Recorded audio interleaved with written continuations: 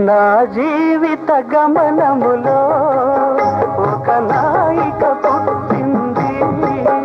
నా జీవిత గమనములో ఒక నాయిక పుట్టింది. అది ఊహల లోకములో కవితలు రాస్తుంది.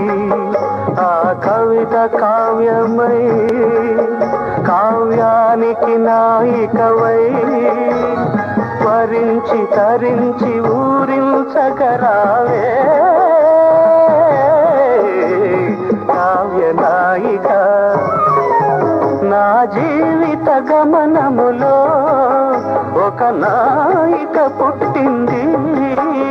నా జీవిత గమనములో ఒక నాయిక పుట్టింది. నా జీవిత గమనములో